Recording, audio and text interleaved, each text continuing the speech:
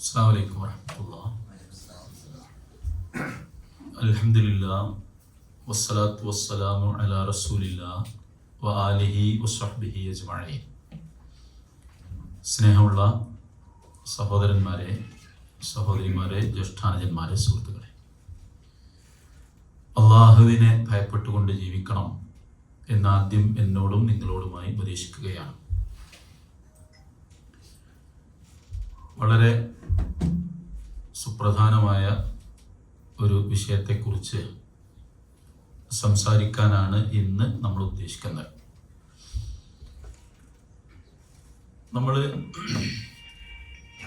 ഞാൻ ഇതിൻ്റെ ഇടക്ക് ചോദ്യം ചോദിക്കൂല എന്ന് പറഞ്ഞുകൊണ്ട് ഞാനിങ്ങനെ ചോദ്യം ചോദിക്കൊണ്ടൊരു വിഷയമാണ് ഇപ്പൊ ഈ പറയണത്.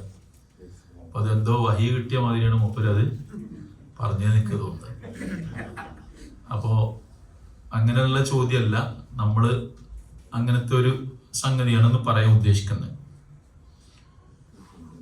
ഒരു വിശ്വാസിയെ സംബന്ധിച്ച് അയാൾ ഏത് സമയത്തും വിജിലന്റ് ആവേണ്ട ഒരു കാര്യം എന്താ?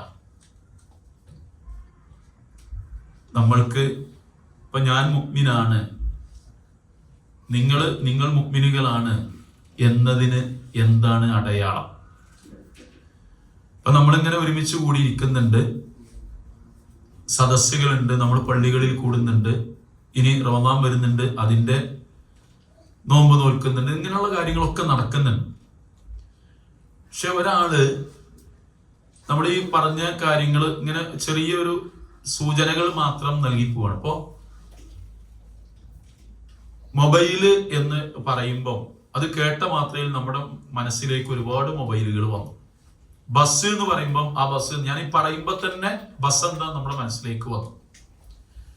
ട്രെയിന്, വിമാനം, ഒരു 100 പേരുകൾ ഒന്നിച്ചിങ്ങനെ പറഞ്ഞാൽ അവയുടെ ഒക്കെ ചിത്രങ്ങൾ നമ്മുടെ മനസ്സിൽ ഇങ്ങനെ മിന്നി മിന്നി മിന്നി സെക്കൻഡുകളുടെ എത്രയോ അംശത്തിനുള്ളിൽ മിന്നി മറഞ്ഞു പോകും, ഒക്കെ നമ്മുടെ മനസ്സിൽ വരും. കൂട്ടത്തിൽ പള്ളിയിലച്ഛൻ എന്ന് പറയുമ്പം അയാളുടെ മനസ്സിൽ ഇപ്പൊ നിങ്ങളെ മനസ്സിലയാൾ വന്നല്ലോ. സ്വാമി എന്ന് പറയുമ്പം അയാളുടെ ചിത്രപ്പങ്ങൾ മനസ്സിൽ വന്നു. ഒരപകടം എന്ന് പറയുമ്പോൾ ഏത് അപകടമാണെങ്കിലും അപകടം എന്താണ് നമ്മുടെ മനസ്സിലേക്ക് വന്നു. ഇതൊക്കെ തിരിച്ചറിയാൻ പറ്റും, ഒക്കെ തിരിച്ചറിയാം. ഒരു ശബ്ദം കേട്ടാൽ മതി. ഇപ്പൊ മുകളിൽക്കൂടെ വിമാനം പോകുമ്പോൾ നമ്മൾ ഒരു ജീപ്പതാ മുകളിൽക്കൂടെ എന്ന് പറയില്ലല്ലോ. വിമാനത്തിന്റെ ശബ്ദം നമുക്ക് തിരിച്ചറിയാം. ട്രെയിൻ ഇങ്ങനെ പോകുമ്പോൾ ആ ട്രെയിനാണില്ലേ, ടൈമിലുള്ള ട്രെയിനാണില്ലേ, എല്ലാം നമുക്ക് തിരിച്ചറിയാൻ പറ്റും. ഇപ്പൊ ഇതിന്റെ ഉള്ളിലേക്ക് ഒരു ഗന്ധം വന്നാല്, ഇപ്പൊ ചോറ് വിളമ്പുന്ന നേരം ആണോ അല്ലെന്നൊന്നും വിചാരിക്കണ്ട, ഒരു ഗന്ധം ഇങ്ങനെ ഓ മട്ടന്റെ ബിരിയാണി അറിയാം, അല്ലെങ്കിൽ കോഴി ബിരിയാണി നമുക്ക് തിരിച്ചറിയാൻ പറ്റും. മണത്തിലൂടെ, നിറത്തിലൂടെ, സ്പർശനത്തിലൂടെ നമുക്ക് തിരിച്ചറിയാൻ പറ്റും. എല്ലാം തിരിച്ചറിയാൻ പറ്റും. ഒന്നുകൂടി ഞാനത് പറയാം. നിങ്ങൾക്ക് പിന്നെ ഒരുപാട് ആലോചിക്കാണ്ട്, ഒരു ബസ്സിലോ ട്രെയിനിലോ ഒക്കെ യാത്ര ഒന്നിച്ചിരിക്കുമ്പോൾ ഒറ്റയ്ക്ക് ഇരിക്കുമ്പോൾ ഒരുപാട് ആലോചിക്കാനുള്ള വിഷയമാണ്. ഇപ്പൊ നമ്മൾ പറമ്പിൽ ഇറങ്ങിയാലേ നമ്മുടെ കൺമുമ്പിൽ നിൽക്കുന്ന ചെടികള്, മരങ്ങള്, പുല്ലുകള്, മരഞ്ചാടികള്, പക്ഷികള്, ഇവയൊക്കെ ഏതാണ്? ഇപ്പൊ ഞാൻ പറയട്ടെ, തേക്കിന്റെ ഇല നിങ്ങളുടെ മനസ്സിൽ വന്നോ? കരിയപ്പിന്റെ ഇല, കടുക്, മുള്ളങ്കി, അത് ചിലപ്പോ വന്നിട്ടുണ്ടാവില്ല അല്ലേ? കാരണം മുള്ളങ്കി എന്താന്ന് അറിയില്ല ചിലപ്പോ. ബീട്രൂട്ട്, ഇതൊക്കെ ഒരു സെക്കൻഡിന് എത്ര അംശമായിട്ടും ഛേദിക്കാൻ പറ്റും, അത്ര സെക്കൻഡിനുള്ളിൽ നമ്മുടെ മനസ്സിലേക്ക് വന്നു. ഇതൊക്കെ എല്ലാം നമുക്ക് തിരിച്ചറിയാൻ പറ്റും. ഇപ്പൊ നിങ്ങളെ വാപ്പ അപ്പുറത്തുനിന്ന് പറഞ്ഞാൽ നിങ്ങൾക്ക് തിരിച്ചറിയാൻ പറ്റും. വാപ്പയാണല്ലോ ചുമക്കണത്, അറിയും. ഉമ്മൻ്റെതായി മക്കളത് വാപ്പാർക്കും അറിയും. ഇങ്ങനെ നിങ്ങളെല്ലാം ആലോചിച്ച് നോക്കി. ഇപ്പൊ ഡെസ്ക് എന്ന് പറയുന്നതോടുകൂടി നിങ്ങളെ മനസ്സിലും ഡെസ്ക് വന്നല്ലോ, കസേര എന്ന് വന്നല്ലോ, എല്ലാം വന്നല്ലോ. എല്ലാം പന്നി, പട്ടി, പൂച്ച, സിംഹം, ഇതൊക്കെ നിങ്ങളെ മനസ്സിൽ വന്നു. ഇതൊക്കെ നമുക്ക് തിരിച്ചറിയാൻ പറ്റും. ഇപ്പൊ ഇവിടെ ഒരു പന്നി അല്ലെങ്കിൽ ഒരു പുലി ഇങ്ങോട്ട് കയറി വന്നാൽ ഒരു കുറുക്കം വന്നു എന്ന് നമ്മൾ പറയില്ല, അവന് ഭ്രാന്താണ്. അത് പുലിയാണ്, നമുക്ക് തിരിച്ചറിയാൻ പറ്റും. എന്റെ ചോദ്യം, ഒരാൾ സത്യവിശ്വാസിയാണ് എന്നതിന്റെ അടയാളം എന്താണ്? സ്കൂളിന്റെ കെട്ടിടം കണ്ടാൽ തിരിച്ചറിയാലോ, പള്ളി കണ്ടാൽ തിരിച്ചറിയാലോ, അമ്പലം കണ്ടാൽ തിരിച്ചറിയാലോ, ചർച്ച് കണ്ടാൽ തിരിച്ചറിയാലോ. ഒരു സത്യവിശ്വാസി ആണ്, ഒരാൾ മുഅ്മിനാണ് എന്നതിന്റെ അടയാളം എന്താ? വേറൊരാളെ പറ്റിയിട്ടല്ല നിങ്ങൾ ആലോചിക്കണ്ടേ, നിങ്ങളെ പറ്റിയിട്ട്, ഞാൻ എന്നെ പറ്റിയിട്ട്. ഞാൻ മുഅ്മിനാണ് എന്നതിന്റെ അടയാളം എന്താ? നിങ്ങൾ മുഅ്മിനാണ് എന്നതിന്റെ അടയാളം എന്താ? ഒരാൾ മുഅ്മിനാണ് എന്നതിന്റെ അടയാളം എന്താ? അതാണ് ഞാൻ പറഞ്ഞത്. ഇനി നിങ്ങൾക്ക് ഉത്തരം പറയാം. അടയാളം പറയും. ഒരാൾ സത്യവിശ്വാസിയാണ് എന്നതിന്റെ അടയാളം പറയും. ഇപ്പൊ ഈ പറഞ്ഞതിനൊക്കെ ഇപ്പൊ ഞാനീ പറഞ്ഞു, ഇപ്പൊ കണ്ണട ഇത് ഇങ്ങനെ കാണിച്ചു കൊടുക്കണ്ടല്ലോ, ഇതാണ് കണ്ണട എന്ന് കാണിച്ചു കൊടുക്കണ്ടല്ലോ. നമ്മൾ ആരെങ്കിലും ഇവിടെ എഴുതി വെച്ചിക്കണോ ഇത് AC ആകുന്നു എഴുതി വെച്ചിക്കണോ? AC എന്ന് കേൾക്കുമ്പോൾ AC നമ്മളെ മനസ്സിലാവുന്നു. പല നിൽക്കുന്നതും കിടക്കുന്നതും നീണ്ടതും ചെറുതൊക്കെ വന്നുപോയി. ഒരു സത്യവിശ്വാസിയാണ് ഒരാൾ എന്നതിന്റെ അടയാളം എന്താണ്? നിങ്ങൾ ആരും ഒന്നും ഉണ്ടാത്ത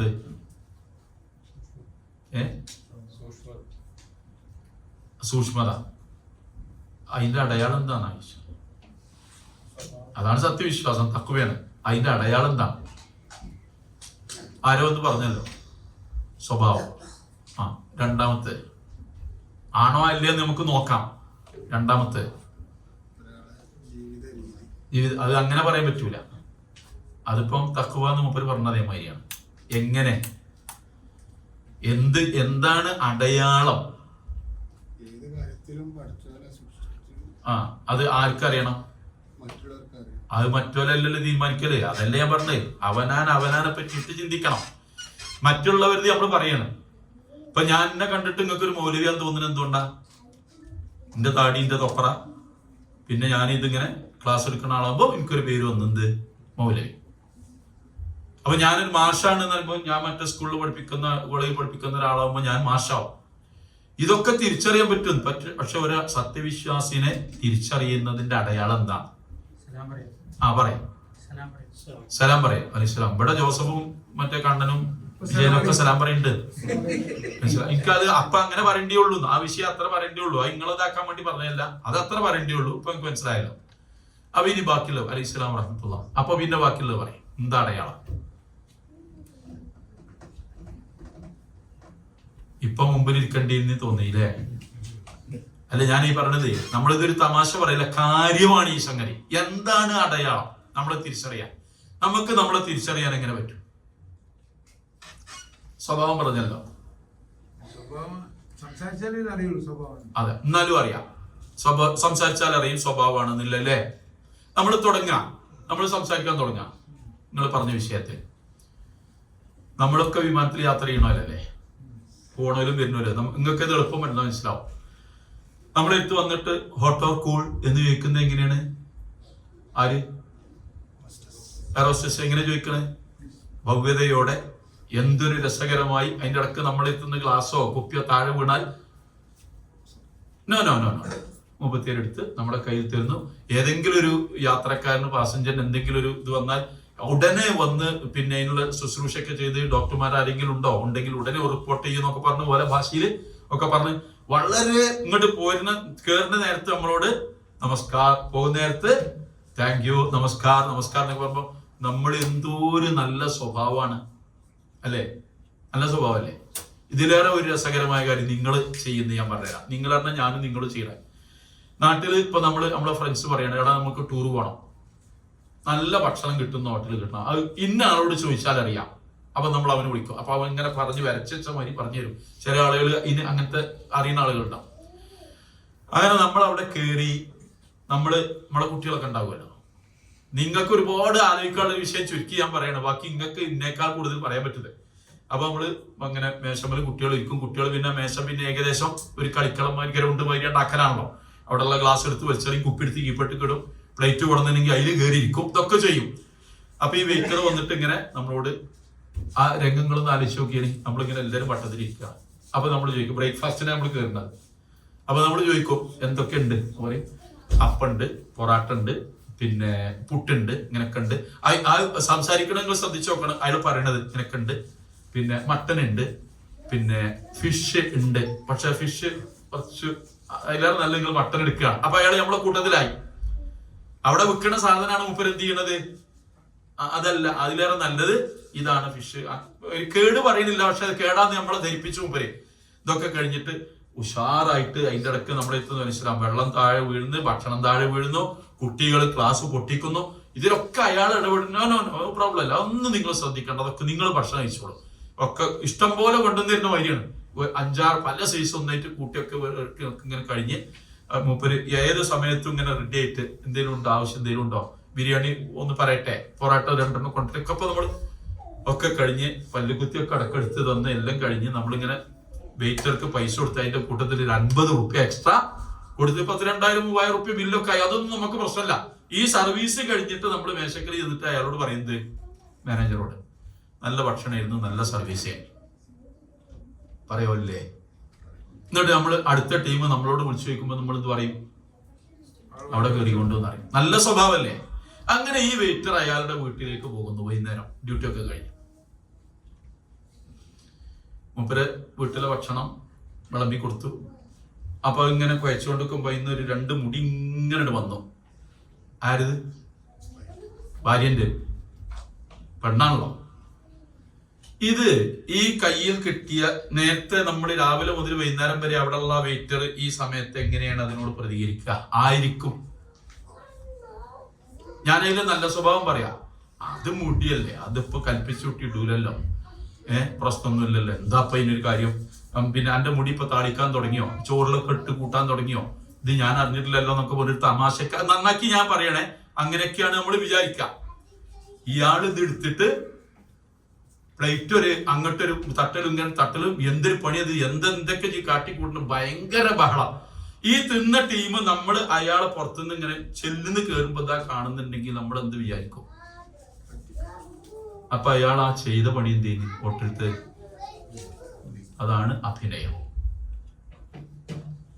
അത് എയർ ഹോസ്റ്റസും അഭിനയിക്കാൻ പരിശീലിക്കുകയാണ്. മറ്റേ ഉണ്ടല്ലോ, മറ്റേ LIC ചേർക്കാൻ വരുന്ന ആളുകളൊക്കെ ആർക്കും പരിചയം ഉണ്ടാവും. അതുപോലെ എങ്ങനെ നമ്മളെ വീട്ടിൽ വന്നാല് ഞാനിതിനൊക്കെ ചോദിച്ചു മനസ്സിലാക്കുന്ന ഒരാളായതുകൊണ്ടേ LIC ഏജന്റിനോട് അയാൾ എന്നോട് പറഞ്ഞു, മൗലൈ ഞങ്ങൾ കയറുമ്പോൾ ഒരു കുട്ടി അപ്പിട്ടിട്ടുണ്ടാവും മുറ്റത്ത്, ഞങ്ങൾക്ക് അവിടെ 2-3 കുന്ത്രാണ്ടം കിട്ടണം, പ്രിമിയം കിട്ടണം. അപ്പൊ ഈ അവിടുന്ന് ആടുള്ളിന്ന് വരുന്നത് ശ്രദ്ധിക്കും ഞങ്ങൾ പതുക്കെ. അപ്പൊ അപ്പൊ കുട്ടീനെ എടുത്തിട്ട് പൈപ്പൊക്കെ കൊണ്ടിട്ട് ഞങ്ങൾ കഴുകി, ഇല ഉണ്ടെങ്കിൽ ആ ഇല കൊണ്ട് ഇങ്ങനെ മുറ്റത്തല്ലേ അടുത്ത് ഇങ്ങനെ തുടച്ചു കൊണ്ടുപോയി ഇടുന്ന ആൾക്ക് ഇങ്ങനെ കാത്തു നിൽക്കും. അതിന് സമയം ഒരു കാണുന്ന രൂപത്തിൽ ഇങ്ങനെ ആക്കിയിട്ട്, ഓ ആരാണ് നിങ്ങളാരാണ് ഒന്നുമില്ല കുട്ടിയപ്പെട്ടു, സാറില്ല, സോറി ഞാൻ കഴുകിയിട്ടുണ്ട്, നോ പ്രോബ്ലം. അങ്ങോട്ട് നമ്മള് ടവലൊക്കെ എടുത്തിട്ട് കഴുകിയൊക്കെ വൃത്തിയാക്കിയിട്ട് ഞാനിങ്ങനെ LIC ഓഫീസിൽ നിന്ന് വരികയാണ്. ഇങ്ങനെ ഒരു ഈ പെണ്ണ് എന്ത് പറയും ഭർത്താവിനോട്? ഈ പെണ്ണ് എന്ത് പറയും? ഒന്നെടുക്കാം, മനസ്സിലാവും. 2-3 എടുക്കാൻ പറഞ്ഞാൽ എന്ത് ചെയ്യും? ഒന്ന് നമ്മൾ എടുക്കുക. അയാള് കണ്ടില്ല എന്തൊരു നല്ല മനുഷ്യനാണ് അയാള്. അതേ സംഗതി പണിയൊക്കെ കഴിഞ്ഞ് ബാഗൊക്കെ പിടിച്ച് വീട്ടിൽ ചെല്ലുമ്പോ നേരെ ഉമ്മരത്ത് അപ്പിട്ടിട്ടുണ്ടാവും ചെറിയ കുട്ടി. അതിനോട് മൂപ്പര പ്രതികരണം എന്തായിരിക്കും? മൂപ്പര് ബാഗൊക്കെ അവിടെ വെച്ചിട്ട് കടലാസൊക്കെ എടുത്തിട്ട് തുടച്ചു പോയി കുട്ടിനൊക്കെ വൃത്തിയാക്കിയിട്ട് ഓടെടുത്ത് കൊണ്ടുപോയി കൊടുക്കുവോ? അതോ പിന്നത്തെ ഡയലോഗ് എന്തായിരിക്കും? എവിടെയെന്നാ ചോദിക്കാം. പിന്നെ ബാക്കി കേൾക്കണ്ടല്ലോ. ഇതെന്താണ്? നിങ്ങൾ പറഞ്ഞല്ലോ സ്വഭാവ പെരുമാറ്റം കണ്ട വിശ്വാസിയാണ് തിരിച്ചറിയും. ആരൊക്കെ നമ്മൾ വിശ്വാസിയാക്കും? ഇതിലേറെ രസകരമായ ഒരു കാര്യം പറഞ്ഞാൽ നിങ്ങൾ ആലോചിച്ച് ചിരിക്കേണ്ട ഒരു സംഗതി ഉണ്ട്. നമ്മുടെ വീട്ടിലേക്ക് പെണ്ണ് കാണാൻ വരിക, എന്റെ മകളെ കാണാൻ വരിക. ആ വീടിന്റെ പരിസരങ്ങളൊന്ന് ആലോചിച്ച് നോക്കുക. അപ്പൊ ആ പെണ്ണ് കാണാൻ ഒരുങ്ങി നിൽക്കുന്ന എന്റെ വീട്ടിലെ അവസ്ഥ എന്തായിരിക്കും? എന്തെല്ലാം വിഭവങ്ങള്! എന്നിട്ട് അവര് വരുന്നു, ഇവിടെ എത്തി, എങ്ങനെ എത്തി, നമ്മളെ സംസാരം എന്തൊരു സോഫ്റ്റ് ആയിരിക്കും നമ്മുടെ സംസാരം. അപ്പൊ നമ്മുടെ വീട്ടിൽ വേണ്ടപ്പെട്ടവരൊക്കെ നമ്മൾ വിളിച്ചിട്ടുണ്ട്, പെണ്ണ് കാണാൻ ഉറപ്പിക്കാണ്, പെണ്ണ് കാണാനൊക്കെ കഴിഞ്ഞ് ഉറപ്പിക്കാണ്. അപ്പം എല്ലാ കുടുംബത്തിലും വേണ്ടപ്പെട്ട ആളുകളൊക്കെ വന്ന് അവരൊക്കെ വന്ന് കാറ് വന്ന് നിർത്തുന്നതോടുകൂടി നമ്മൾ ചെന്നിട്ട് കാറിന്റെ ഡോറ് തുറന്നു കൊടുത്ത് വീട്ടിലേക്ക് പെണ്ണുങ്ങൾ വന്നു, ആണുങ്ങൾ വന്നു. അവരിന്റെ മകളെ ഇങ്ങനെ ചുണ്ടുമലൊക്കെ തൊട്ട് അമ്മായിമ്മ വർത്താനം പറഞ്ഞു, നാത്തുമാര് കൊട്ടി മോൾക്ക് വരാന് സമയമുണ്ട്, 2 മാസം കഴിയണ്ടേ എന്നൊക്കെ പറഞ്ഞ്. അപ്പോഴൊക്കെ ഇങ്ങനെ നമ്മളിങ്ങനെ ഇതൊക്കെ ഒരു ക്യാമറയിൽ പകർത്തി വീഡിയോ ആക്കി വെക്കുക, അങ്ങനെ കല്യാണമൊക്കെ കഴിഞ്ഞ് അതിലേറെ ഉഷാറ് നമ്മൾ അങ്ങോട്ട് ചെന്നപ്പോ ഇവിടെ ആട് ബിരിയാണി ആണെങ്കിൽ അവിടെ ആടാട് ബിരിയാണി. ഭയങ്കര സൽക്കാരം, ഭയങ്കര രസം. ഒരു 5-6 മാസം കഴിഞ്ഞപ്പം ഇത് തമ്മില് പ്രശ്നം ആയി തെറ്റി. അപ്പൊ ഈ വീഡിയോ എടുത്ത് നോക്കുക. അപ്പൊ നമ്മളിങ്ങനെ പറയും, ഇതുവരെ ഒരു മനുഷ്യനോട് ചിരിച്ചാത്ത താത്ത കണ്ടോ? ചിരിച്ചിന് എന്താ താത്താന്റെ രസം അല്ലേ? കാക്ക കണ്ടില്ല, ഡോറ് തുറന്നു കൊടുക്കുന്ന കാക്ക. ഒരു മനുഷ്യനൊരു ഹിദ്മ ചെയ്യാത്ത കാക്കയാണ് മൂപ്പരെ വണ്ടിന്റെ ഡോറ് പോയി തുറന്നു കൊടുത്തിട്ടുണ്ട്. കാവ്യ മാധവൻ, മഞ്ജു വാര്യർ. പഴയതാണെങ്കിൽ ഞങ്ങളൊക്കെ കാലത്തുള്ള ജയഭാരതി, ബിദുബാല, ഇങ്ങനെ പോലെ പ്രേം നസീർ, സത്യൻ. ഇപ്പൊ മമ്മൂട്ടി, മോഹൻലാലൊക്കെ നമ്മുടെ പെരകളിൽ നിറഞ്ഞു നിൽക്കുന്നതായിട്ട് നമുക്ക് തോന്നുന്ന സമയമാണ്. അത്ര ഗംഭീരമായ അഭിനയമാണ് നമ്മൾ കാഴ്ചവെച്ചത്. ഈ സ്വഭാവം കണ്ടിട്ടല്ലേ കെട്ടിച്ചു കൊടുത്തത് അല്ലേ? ഇപ്പൊ എന്തായി 6 മാസം കഴിഞ്ഞപ്പോ? അപ്പോ സ്വഭാവം കണ്ടിട്ട് മുഅ്മിന എന്ന് പറഞ്ഞാൽ എത്രങ്ങാനും ആളുകൾ നമ്മൾ മുഅ്മിനാക്കേണ്ടി വരും. നിങ്ങൾ പറയും. അപ്പൊ അത് അടയാളാണോ?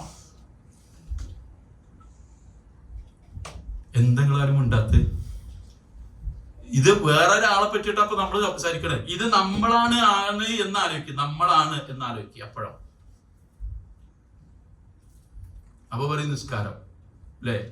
നബി സല്ലല്ലാഹു അലൈഹി വസല്ലം പറഞ്ഞില്ലേ, ഒരാള് സ്ഥിരമായി പള്ളിയിൽ പോയി വരുന്ന കണ്ടാൽ അയാൾ മുഅ്മിനാന്ന് മനസ്സിലാക്കിക്കൊള്ളുന്ന പറഞ്ഞിട്ടുണ്ട്. എന്നാ അതാണ് മുഅ്മിന്റെ അടയാളം എന്ന് പറഞ്ഞാൽ അതും സമ്മതിക്കാൻ പറ്റൂല. എന്താ കാരണം? ഒരിക്കലും നിസ്കാരം കഴിഞ്ഞിട്ട് നബി സല്ലല്ലാഹു അലൈഹി വസല്ലം അബൂബക്കർ റളിയല്ലാഹു സലാം വീട്ടി കഴിഞ്ഞിരുന്ന അബൂബക്കർ റളിയല്ലാഹു വിളിച്ചു,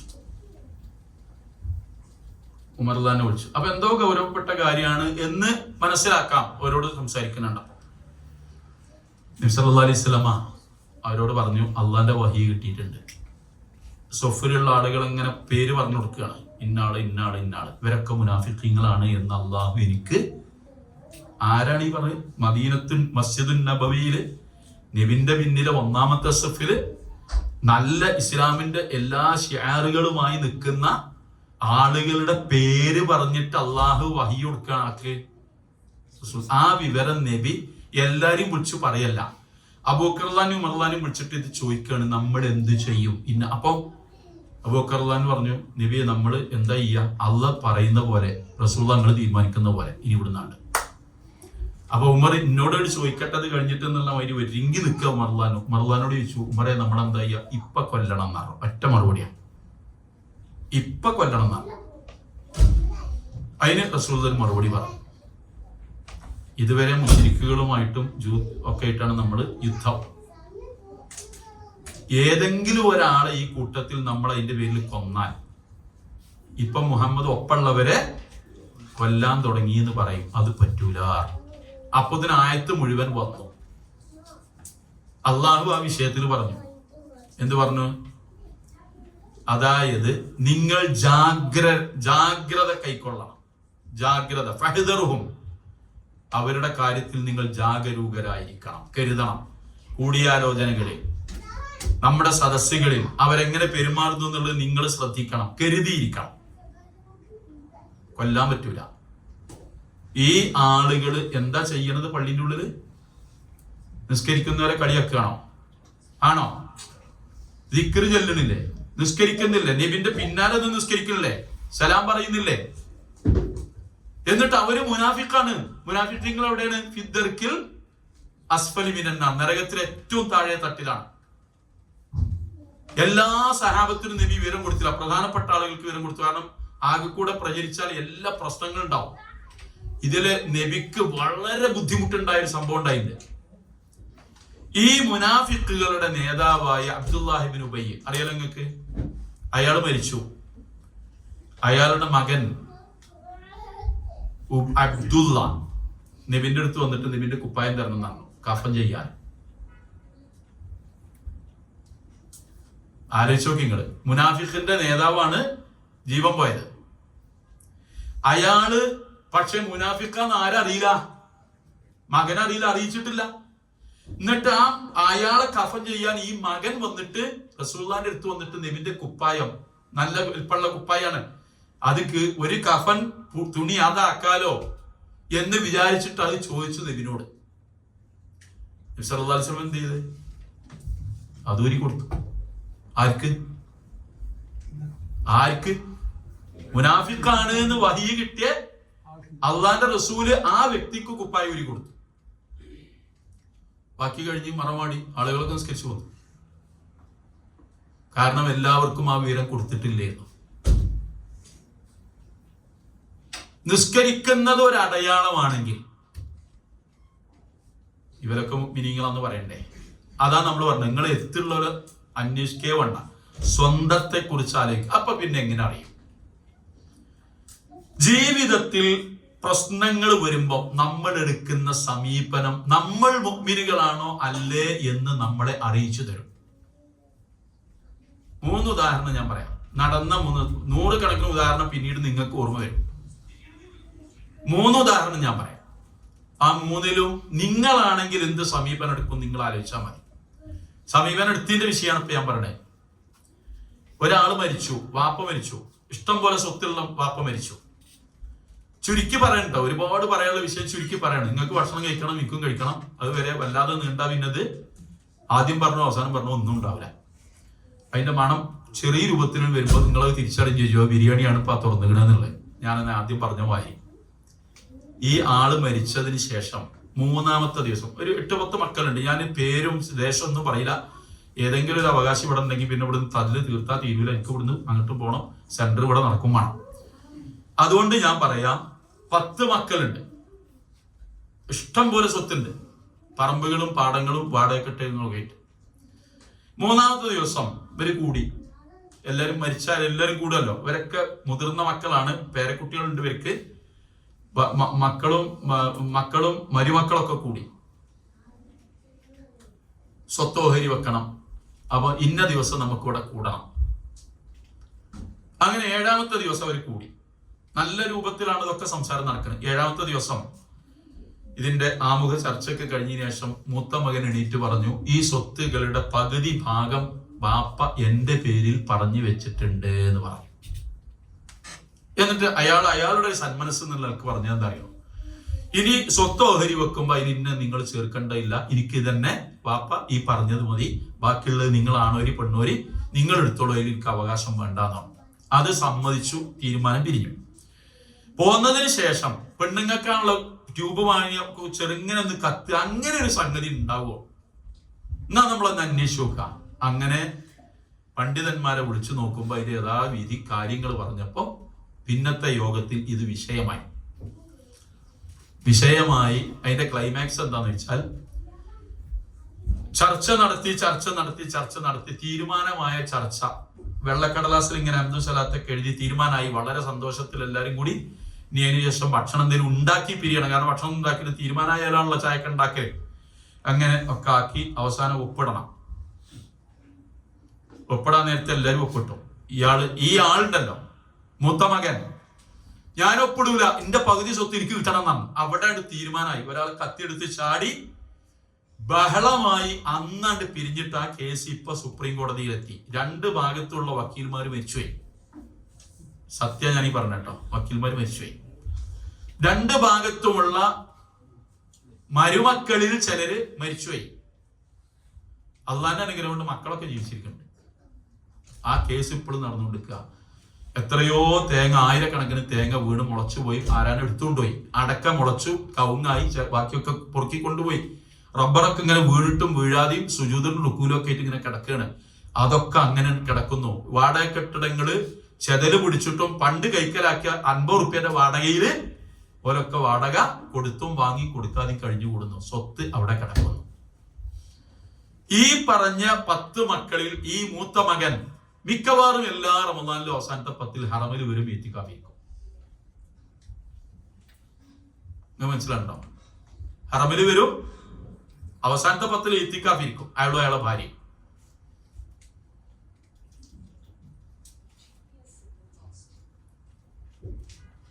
ഈ ഈമാൻ എന്ന് പറഞ്ഞാൽ എന്താണ്?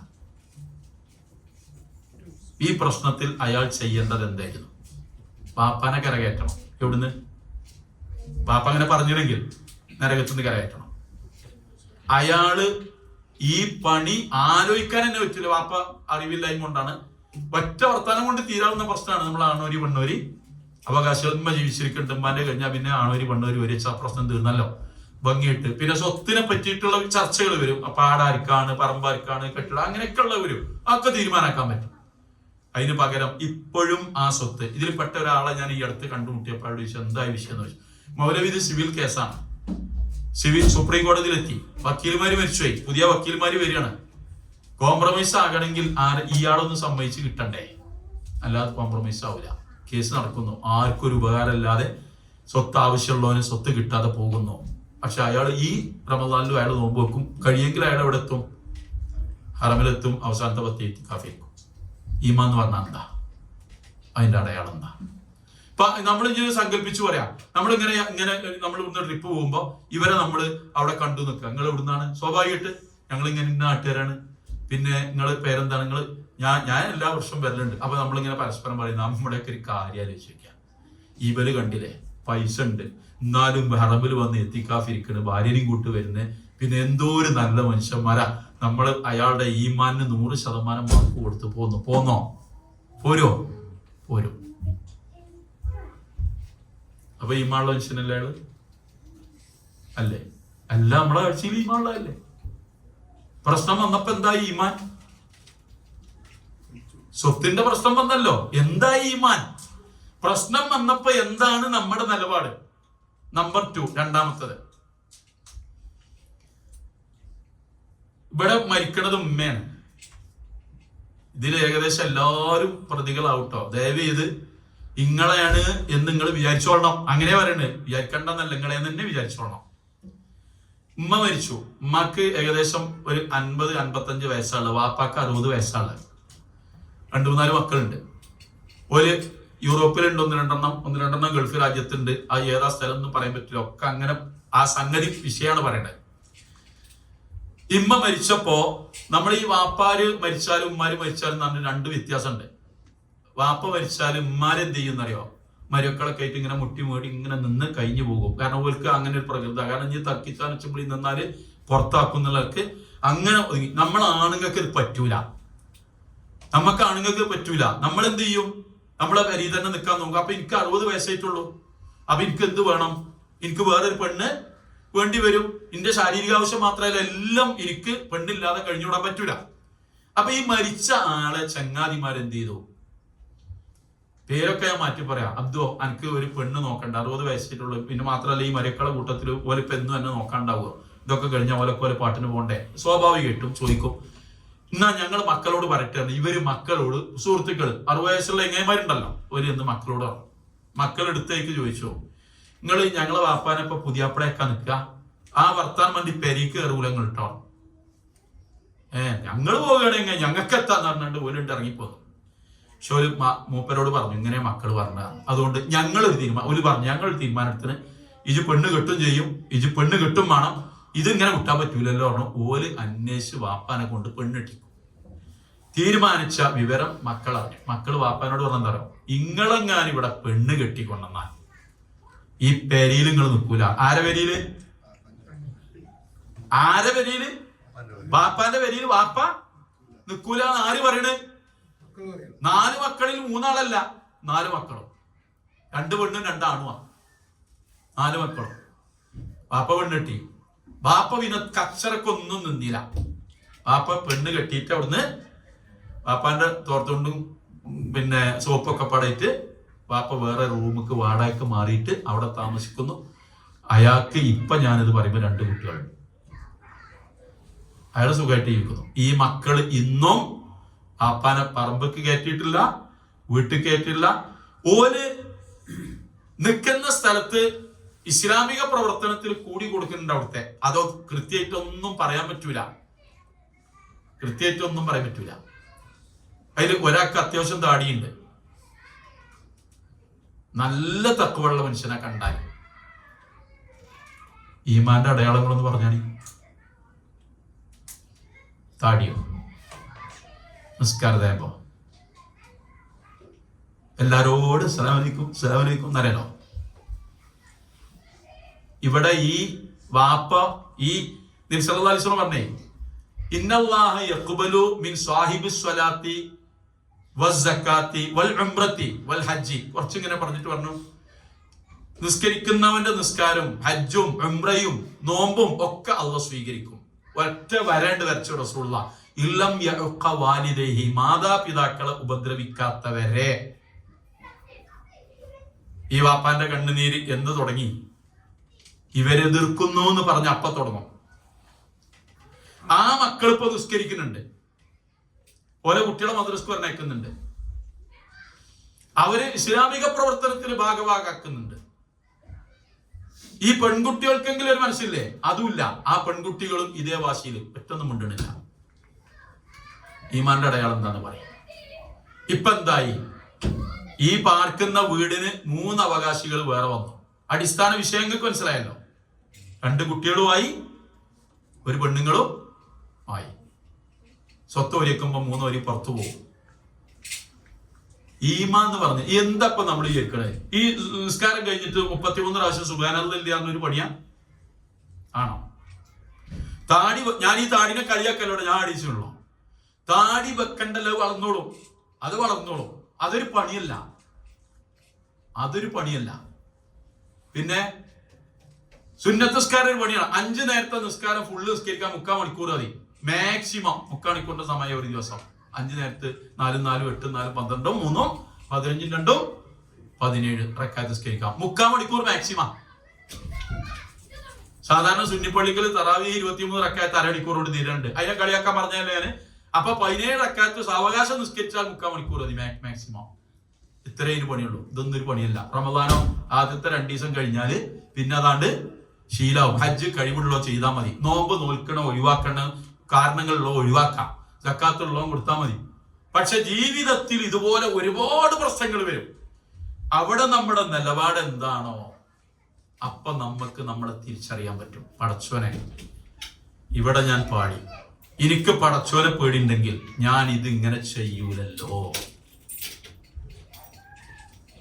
എനിക്ക് അള്ളാഹുവിന്റെ മുമ്പിൽ നിൽക്കും എന്ന് ബോധം ഉണ്ടായിരുന്നെങ്കിൽ എന്റെ തീരുമാനം എങ്ങനെ ആവൂലല്ലോ. വാപ്പ പറഞ്ഞാലും ഉമ്മ പറഞ്ഞാലും കാക്ക പറഞ്ഞാലും നാട്ടുകാർ മുഴുവൻ പറഞ്ഞാലും ഞാൻ ഇങ്ങനെ അല്ലല്ലേ ആകണ്ടേ. അപ്പൊ എനിക്ക് എന്റെ ഈ രൂപം നിര്യാണ്ട മുകളിലുള്ള തുണിയെടുക്കലും എന്റെ ഈ പിന്നെ നടക്കുമ്പോഴും കാണുന്നിടത്തും ബസ്സിലൊക്കെ ഇന്ന് സുബ്ഹാനല്ലാഹ് സുബ്ഹാനല്ലാഹ് എന്ന് ചെല്ലലൊക്കെ ഒരു കാട്ടിക്കൂട്ടലായിരുന്നു എന്ന് എനിക്ക് തോന്നുന്നത് ജീവിതത്തിലെ പ്രശ്നങ്ങൾ വരുമ്പോഴാണ്. അവിടെ നമ്മുടെ സമീപനം എന്താ? ഞാൻ 2 കൂടി പറയാം, എന്നിട്ട് ഇപ്പൊ അവസാനിപ്പിക്കും. ചെറുത് ഒരു 10 മിനിറ്റിനുള്ളിൽ അത് നിർത്തും ഇൻഷാ അല്ലാഹ്. നമ്മളിവിടെ ഒരു ഗൾഫ് നാട്ടിലുള്ള ഏത് ഗൾഫിൽ എന്ന് പറയണ്ട ഒരാളെ പരിപാടി ഉണ്ട്. ആ പരിപാടി എന്താ അറിയാം? അയാൾ അവിടുത്തെ പള്ളിക്കൊക്കെ സംഭാവന കൊടുക്കും. അയാൾ നാട്ടിൽ വന്നാൽ എല്ലാവർക്കും അയാൾ 5000 10,000 ഒക്കെ ആയിട്ട് കൊടുക്കും. നല്ല ധർമ്മിഷ്ഠനാണ്, ഒക്കെയാണ് കേട്ടോ. പള്ളിക്കൽ അയാളുണ്ടെങ്കിൽ ജമാഅത്തിനൊക്കെ വരും. അയാൾ വരുമ്പോ എല്ലാവർക്കും അയാളുടെ വലിയ ആദരവാണ്. നല്ലൊരു മനുഷ്യനല്ലേ. അയാളെ പണി എന്താ അറിയാം? അയാൾ കമ്പനി നടത്തുന്നു. അയാളെ പണി എന്താ അറിയാം? ഈ കമ്പനിയിലേക്ക് എപ്പോഴും ആളെ റിക്രൂട്ട് ചെയ്യും. റിക്രൂട്ട് ചെയ്യുന്നതിന് മുമ്പ് ഒരിതില് ഏബിൾ ആണോ പെർഫെക്റ്റ് ആണോ നോക്കാൻ എന്ത് ചെയ്യും? 1 മാസം അവരെ കൊണ്ട് ഈ പണി അയാൾ കൊടുക്കുന്ന മാറ്റർ ചെയ്യാൻ കഴിവുള്ളവരാണോ, എത്ര സ്പീഡ് നോക്കാൻ അങ്ങനെ മാറ്റർ കൊടുക്കും. ഈ വരുന്ന ആളുകളെ കൊണ്ട് ഉദ്യോഗാർത്ഥികൾ ഉണ്ടല്ലോ, അവരെ കൊണ്ട് ഇതൊക്കെ ചെയ്യിക്കും. 1 മാസം പോലെ ഒക്കെ ഏബിളാണോ ഒക്കെ നോക്കിയിട്ട് നിങ്ങളെ വിവരം അറിയിക്കാന്ന് പറഞ്ഞാണ്ട് അവരെ വിടും. അടുത്ത ടീമിനെ വിളിക്കും. അടുത്ത അയാളുടെ പ്രൊജക്ട് അവർക്ക് കൊടുക്കും. ജോലിക്ക് വരുന്നവരാണ് വരട്ടോ, ആലോചിക്കണം. ജോലിക്ക് വരുന്നവരാ ആ പ്രൊജക്ട് അവരെ കൊണ്ടും ചെയ്യിക്കും. അപ്പൊ ഒരു ഇത് കിട്ടാൻ വേണ്ടി വളരെ കുറ്റമറ്റ രൂപത്തിൽ ഇത് ചെയ്യുമല്ലോ. അടുത്ത ടീമിനെ വിളിക്കും. അപ്പൊ ഇവരൊക്കെ പോവുകയാണ്. ഓല് എന്ത് ചെയ്യാണ്? വിളിക്കുമല്ലോ, അറിയിക്കും. നിങ്ങൾ അറിയിക്കും എന്നാണ്. ഇയാളെ പണികളൊക്കെ ഭംഗിയായിട്ട് നടക്കുന്നുണ്ട്. 10 പൈസ ഒരാൾക്കും കൊടുക്കും വേണ്ട. ഇത് നിങ്ങൾക്ക് ഒരു ഐഡിയ ആയിട്ട് തോന്നിയാണ്ട് ഈ പണി നിങ്ങൾ തുടങ്ങരുത്. അല്ല, ഞാൻ തമാശയല്ല, ഇത് നല്ലൊരു വിളവാണിത്. കാരണം ഈ ആവശ്യക്കാരന് ഔചിത്യബോധമല്ല എന്നാണ്. ഈ പണി കിട്ടാമോ എന്ത് ചെയ്യും? ഈ 10 ആൾക്കാരെ വിളിച്ച് ഈ 10 ആൾക്കാരും വളരെ പെർഫെക്റ്റ് ആയിട്ട് തകരാറൊന്നും ഇല്ലാതെ ഇങ്ങനെ ചെയ്തിട്ടാണ് ഇത് സമർപ്പിക്കുക. കാരണം അവന് ജോലി കിട്ടാനാ. അത് സ്ഥിരം ഒരു ജോലിക്കാരൻ ചെയ്യാത്ത അത്ര പെർഫെക്റ്റ് ആയിട്ട് ഇത് ചെയ്തു കൊടുക്കുന്ന ഈ ഏർപ്പാട് ഇയാള് കണ്ട പണി. ഇയാള് നാട്ടില് വേണ്ടപ്പെട്ടവരാണ്. അയാൾക്ക് ആർക്കും ശമ്പളം കൊടുക്കണ്ടല്ലോ. പിന്നെ പള്ളിക്കൊക്കെ 100 200 ഒക്കെ കൊടുക്കാലോ. അയാള് ചാമ്പ്യനായിട്ട് ഇങ്ങനെ ഉഷാറായിട്ട് ജീവിക്കുന്നുണ്ട്. ഇത് അതിൽപ്പെട്ട ഒരാള് എന്നോട് പറഞ്ഞതാ, ഇതാണ് അയാളുടെ പണി കേട്ടോ. നല്ല ഐഡിയ ആണ് എനിക്ക് തോന്നുന്നുണ്ട്. പടച്ചോനും പരലോകം ഒന്നുമില്ലെങ്കിൽ ഇത്ര നല്ല ഐഡിയ വേറെ ദുനിയാവിലുള്ള ഒരു കമ്പനി നടത്താൻ. എന്നും ഇന്റർവ്യൂ. ഒരു കമ്പനിയല്ല, ഒരുപാട് കമ്പനി തുടങ്ങാം. കാരണം പൈസക്ക് ചെലവില്ല. വിസ ഓലെടുത്ത് വിസിറ്റിംഗ് വിസക്ക് ഓല് വരണം, പിന്നെ ഓല പൈസക്ക് തന്നെ ടിക്കറ്റ് എടുത്ത് തരണം, ഓലെന്നെ പൊയ്ക്കും ചെയ്തോളും. 10 വിസക്ക് ഇയാൾക്ക്. പക്ഷെ ഇയാളെ പ്രൊജക്റ്റ് ഒക്കെ ഉഷാറായിട്ട് നടക്കുന്നുണ്ട്. നമുക്കൊരാളെ ആരാൻ്റെതോടെ നിൽക്കട്ടെ, നമുക്ക് നമ്മളെ തിരിച്ചറിയാൻ പറ്റുമെന്നായി ചോദിക്കുന്നത്. നമ്മളെ തിരിച്ചറിയാൻ പറ്റും എങ്ങനെ? നമുക്കൊരു പ്രശ്നം വരുമ്പോ നമ്മൾ എടുക്കുന്ന സമീപനം, ആ സമീപനം പരലോകവുമായി ബന്ധപ്പെടുത്തി ആലോചിച്ചെടുക്കുന്നതാണോ എന്ന് നമ്മൾ ആലോചിക്കണം. അപ്പോ നമുക്ക് പടച്ചോനെ പേടിണ്ടായതുകൊണ്ടാണ് എന്ന് നമുക്ക് ബോധ്യപ്പെടും. അപ്പൊ നമുക്ക് മനസ്സിന് സന്തോഷം വരും, കണ്ണുനീര് വരും. സന്തോഷത്തിന്റെ കണ്ണുനീര്. പടച്ചോനെ എനിക്കങ്ങനെ കഴിഞ്ഞല്ലോ എന്ന് തോന്നും. എത്ര സമയമുണ്ട് എന്ന് പറഞ്ഞു? അല്ല, സമയം പറഞ്ഞ എനിക്ക് ഇത് തീർക്കാനാണ്. 10 കൂടി. ഓക്കെ. എന്റെ കൂടെ പഠിച്ചൊരു എത്തിക്കുട്ടി ഓനെ ഞാൻ 35 വർഷത്തിന് ശേഷം കണ്ടു. 35 വർഷത്തിന് ശേഷം കണ്ടു. അപ്പൊ ഞാൻ അവനോട് ചോദിച്ചു, കുറെ കാലമല്ലോ കണ്ടിട്ട്, അപ്പൊ ഒരു കെട്ടിപ്പിടുത്തും മക്കളൊക്കെ ഉണ്ടാവുമല്ലോ. അങ്ങനെ വർത്താനൊക്കെ പറഞ്ഞ് എന്താണ് കുട്ടികൾ എത്രയും മക്കൾ. അപ്പൊ ഓന്റെ ഒരു സംഗതി പറഞ്ഞത് എന്റെ മനസ്സിൽ ഇപ്പോഴും കിടക്കുകയാണ്. ഇവൻ SLC കഴിഞ്ഞ് അവിടെ നിന്നൊക്കെ ഞങ്ങൾ വേറിട്ടു. 7ാം ക്ലാസ്സിൽ തന്നെ ഞങ്ങൾ വേറിട്ട് പോയി. SLC കഴിഞ്ഞ് ഡിഗ്രി പഠിച്ച് PSCക്ക് എഴുതാൻ തുടങ്ങി. PSC കിട്ടുന്നില്ല, എഴുതല് നടക്കുന്നുണ്ട്. 38ാമത്തെ ഏജ്, അതാണ് നമ്മളെ മൈനോറിറ്റിക്ക് ഉള്ള ലാസ്റ്റ് ടൈം. ഇപ്പൊ എത്രയെന്ന് എനിക്കറിയില്ല. 38ാമത്തെ വയസ്സിൽ ഓൻ PSC എഴുതി, ഓന് ജോലി കിട്ടി. 15 ദിവസം കൊണ്ട് ഓൻ ജോലി റിസൈൻ ചെയ്തിട്ട് തിരിച്ചു വന്നു. എന്താ സംഗതിയായോ? ഇവന് ഈ 38ാമത്തെ വയസ്സിൽ എഴുതുന്ന ജോലി ബീവറേജ് കോർപ്പറേഷൻ ഉണ്ടല്ലോ ഗവൺമെന്റിന്റെ, കള്ള് തരികിട വരികടയൊക്കെ അതിന്റെ കണക്കും കുന്നറാണ്ടൊക്കെ, ഇതിന്റെ വകുപ്പിക്കാണ് ഇവൻ ജോലി കയറി. ഇതിവൻ അറിയിട്ടല്ല.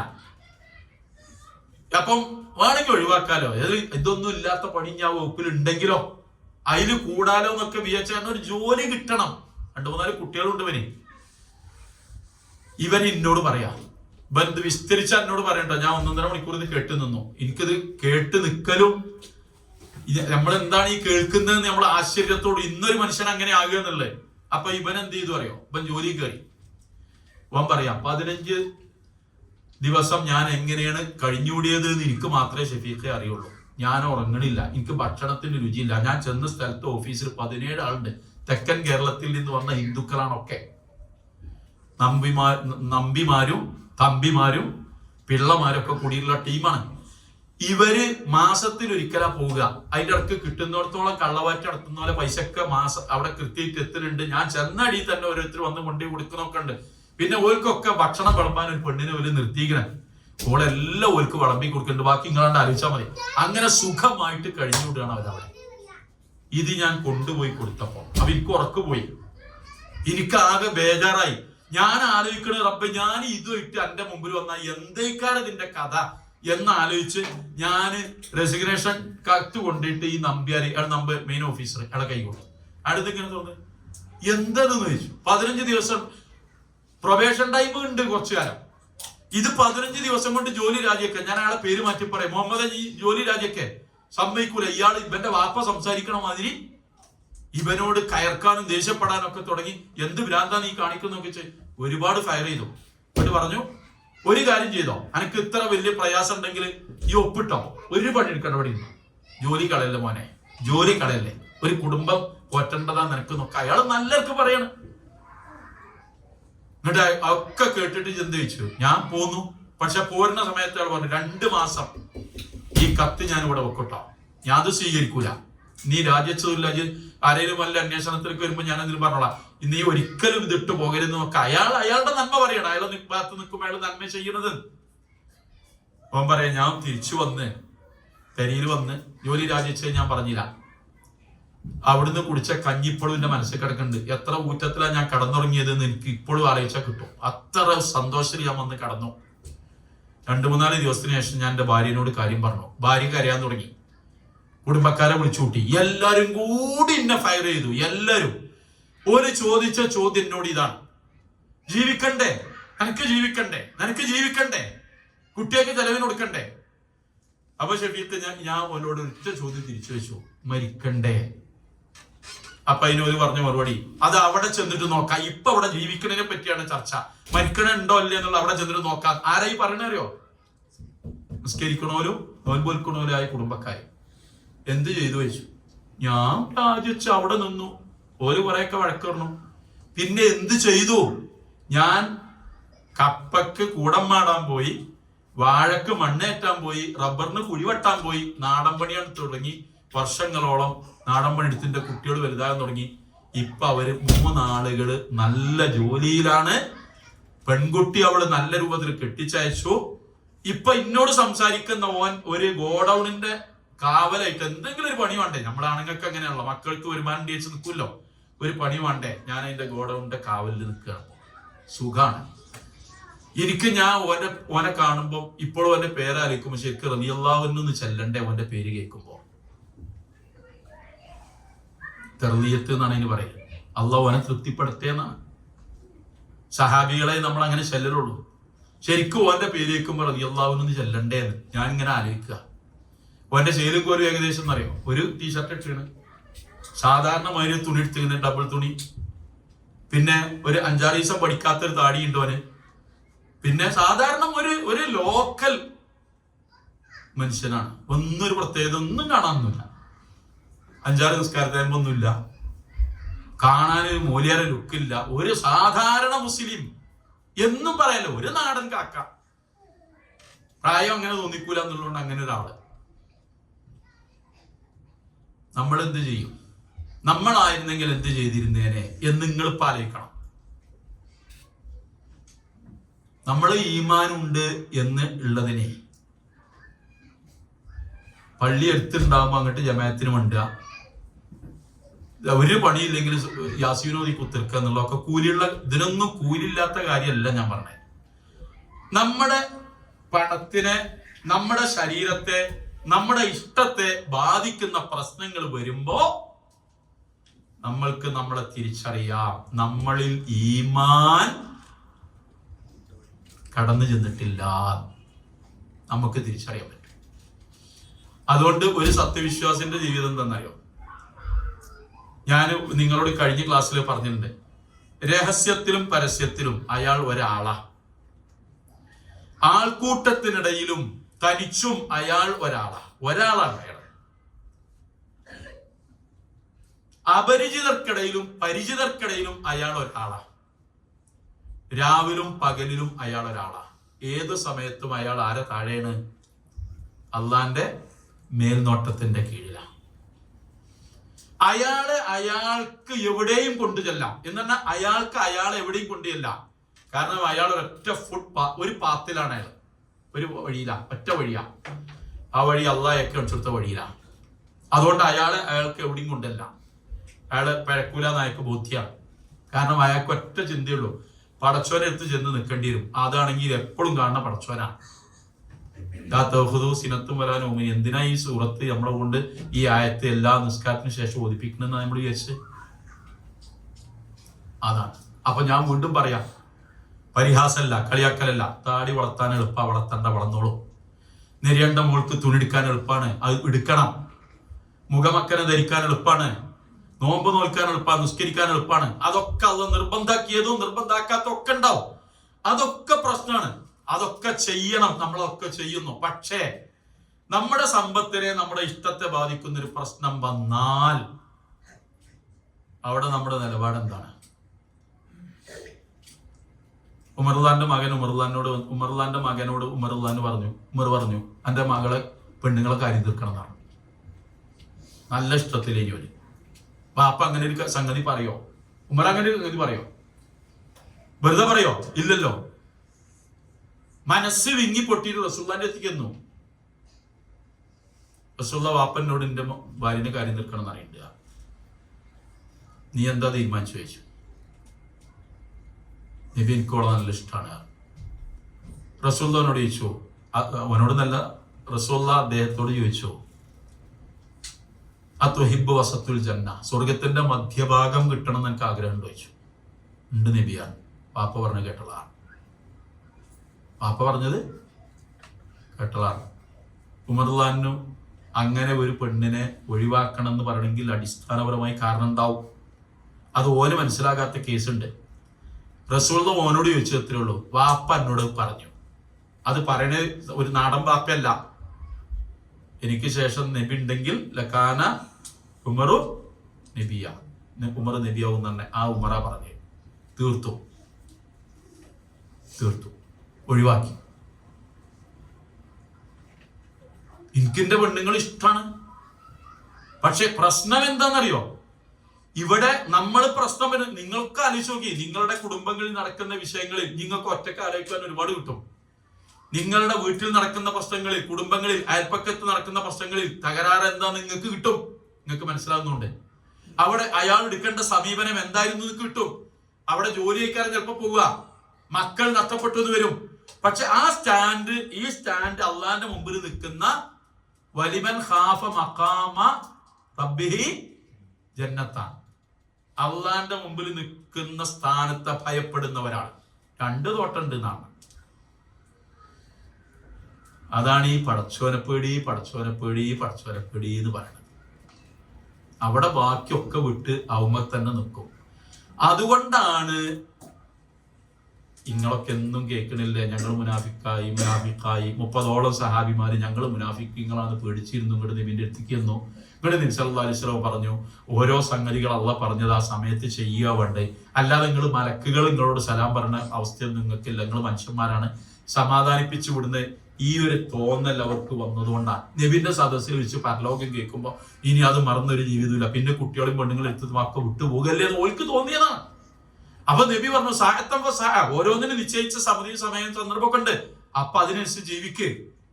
അല്ല ദുനിയാവ് ഒക്കെപ്പാട് അവിടെ കൊണ്ട് ഇങ്ങനെ പരലോകം തന്നെ അറിയിച്ചു തീർക്കല്ല. അതൊക്കെ വേണം. കളി, ശാരീരിക ബന്ധം, ഒരു മനുഷ്യൻ ദുനിയാവിൽ അനുഭവിക്കുന്ന സുഖമൊക്കെ ആവാം. അള്ളാഹ് വിരോധിച്ച് വിട്ടുനിന്നാ മതി, അത്രേ ഉള്ളൂ. പക്ഷെ അവിടെയാണ് നമ്മൾ പരാജയപ്പെടുന്നത് പ്രശ്നങ്ങൾ വരുമ്പോ. അതുകൊണ്ട് ഞാൻ അവസാനിപ്പിക്കാം. അള്ളാഹ് ഖുർആനിൽ പറഞ്ഞ എന്താണ്? വമിനന്നാസി മൻ യഖൂലു ആമന്നാ ബില്ലാഹി വബിൽ യൗമിൽ ആഖിരി വമാ ഹും ബിമുഅ്മിനീൻ യുഖാദിഊന അല്ലാഹ വല്ലദീന ആമനു വമാ യഖ്ദഊന ഇല്ലാ അൻഫുസഹും വമാ യശ്കുറൂൻ. ജനങ്ങളിലുണ്ട് ഒരു വിഭാഗം ആളുകൾ, പടച്ചോനെ ഞങ്ങൾക്ക് നല്ല വിശ്വാസമാണ്, പരലോകത്തിലും ഞങ്ങൾക്ക് നല്ല വിശ്വാസമാണ്, പക്ഷെ അവർ മുഅ്മിനുകളല്ല. അവര് വിശ്വാസികളെയും അള്ളാനെയും റസൂലിനെയൊക്കെ വഞ്ചിക്കാൻ ശ്രമിക്കുകയാണ്. അവരെ തന്നെയാണ് ചതിക്കുന്നതെന്ന് അവരറിയുന്നില്ലല്ലോ. ഇനി നിങ്ങൾ ആലോചിച്ച് നോക്കി. ഞാൻ അവസാനിപ്പിക്കാം. ഇത് വിസ്തരിച്ച് പറയേണ്ട ഒരു സംഗതിയാണ്. ഇതിന്റെ ബാക്കി കാര്യങ്ങൾ ഒരു പക്ഷെ നിങ്ങൾ ഇങ്ങനെ ഒറ്റയ്ക്ക് ഒരാളോട് സംസാരിക്കുമ്പോൾ ഇതുപോലെ ഒരുപാട് പറയണ്ടാവും. അനുഭവങ്ങൾ ഓരോ മേഖലകളിലും ഓരോരുത്തർ ചെയ്യുന്ന കാര്യങ്ങൾ. അപ്പം അങ്ങനെ ഒരു വിഷയത്തിന്റെ ഒരു സൂചന കിട്ടണം. അതിനുള്ള സമയവും അത്ര മതി നിങ്ങൾക്ക്. നിങ്ങൾ ഈ കാര്യങ്ങളൊക്കെ അറിയുന്നവരായതുകൊണ്ട് അത്ര പറഞ്ഞ് ഞാൻ അവസാനിപ്പിക്കാം. എല്ലാവരും അൽഹംദുലില്ലാഹ് അല്ലാഹു തആല നമ്മളെല്ലാവരെയും മരിക്കുന്ന സമയം ഈമാനോട് കൂടെ മരണപ്പെട്ടു പോകുന്ന വിശ്വാസികളിൽ ഉൾപ്പെടുത്തുമാറാവട്ടെ.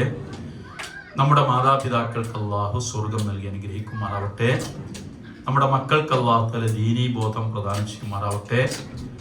ഏത് സമയത്ത് എവിടെ വെച്ച് മരണം പിടികൂടിയാലും മുസ്ലിങ്ങളായി മരണപ്പെട്ട് അള്ളാഹുവിന്റെ ജന്നാത്തുൽ ഫിർദൗസിൽ എത്തുന്ന കുടുംബങ്ങളിൽ അള്ളാഹു നമ്മളെല്ലാവരെയും ഉൾപ്പെടുത്തുമാറാവട്ടെ. പലതരം പരീക്ഷണങ്ങളും ബുദ്ധിമുട്ടുകളും പ്രയാസങ്ങളും അനുഭവിക്കുന്ന എല്ലാ ആളുകൾക്കും അള്ളാഹു ആശ്വാസവും ഷിഫയും പ്രദാനം ചെയ്യുമാറാവട്ടെ. റബ്ബനാ ആതിനാ ഫിദ്ദുനിയാ ഹസന വഫിൽ ആഖിറതി ഹസനത്തും വഖിനാ അദാബന്നാർ. റബ്ബനാ തഖബ്ബൽ മിന്നാ ഇന്നക അൻതസ് സമീഉൽ അലീം വതുബ് അലൈനാ ഇന്നക അൻതത് തവ്വാബുർ റഹീം വഗ്ഫിർ ലനാ യാ ഗാഫിറൽ മുദ്നിബീൻ വസല്ലല്ലാഹു വസല്ലമ അലാ റസൂലിഹിൽ അമീൻ വആലിഹി വസഹ്ബിഹി അജ്മഈൻ. അസ്സലാമു അലൈക്കും വറഹ്മത്തുള്ളാഹി.